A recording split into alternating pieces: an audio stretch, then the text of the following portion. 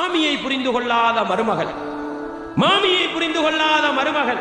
அன்பாண்டவர்களே, வீட்டில் இருந்தா சும்மா பெண்கள் விளங்கிக் கொள்ள வேண்டும் என்பதற்காக சொல்கிறேன்.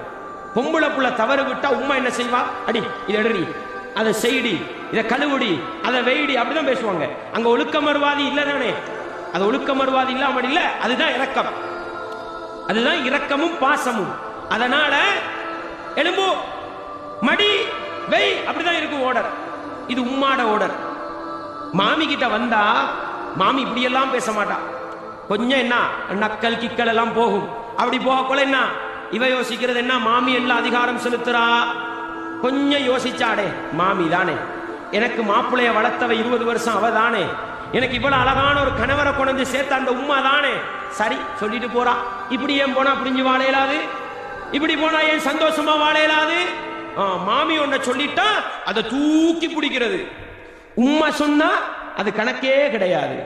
அன்பாண்டவர்களே, இந்த புரிந்துணர்வு இல்லாத பிரச்சனை, மாமியை புரிந்து கொள்ளாத மருமகள் தான் பிரச்சனை. மாப்பிள்ள தொழில் துறவுக்கு போய் வீட்டுக்கு வந்தா இவட முகத்தை பார்க்க இயலாது. ஏன்? தூங்கி போய் தொங்கி போய் இருக்கும். இப்ப போய் கேட்பாரு, என்னமா பிரச்சனை? உங்களோட உம்மாவோட இயலாவா? இந்தா இவருக்கு பொஞ்சாதிர பேச்சு தலைக்கு பட்டுடும். இந்தா போய் உம்மாவோட சண்டை நடக்குதா இல்லையா? அன்பார்ந்தவர்களே, இஸ்லாமிய உறவுகளே, கணவனை புரிந்து கொள்ளாத மனைவி, மனைவியை புரிந்து கொள்ளாத கணவன், கணவனுடைய குடும்பத்தை புரிந்து கொள்ளாத மனைவி, மனைவியின் குடும்பத்தை புரிந்து கொள்ளாத கணவன், இதுகளால தான் பிரச்சனைங்க, இதுகளால தான் பிரச்சனை.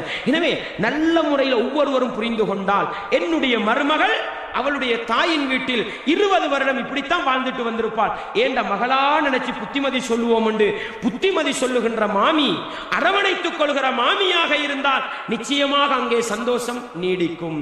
மாமி ஒரு புத்திமதி சொல்றாவா, மாமி ஒரு நல்ல விஷயத்தை சொல்லித்தாராவா, அத விரோதி சொல்ற மாதிரி பார்க்காம, ஏண்ட மாமி எனக்கு நல்ல ஒரு கணவனை வளர்த்து தந்த மாமி, நல்ல மாமி என்று அதை புத்திமதியா பார்த்தா வாழ்க்கை சந்தோஷமா ஓடும். அதை அட்வைஸா பார்த்து, கட்டளையா பார்த்து, இவனா எனக்கு சொல்ல வாரா, இவனா எனக்கு ஆர்டர் போட வாரா, அப்படி பார்த்தா அங்கதான் முசீபத்து, அங்கதான் அடிபடி ஆரம்பிக்கும்.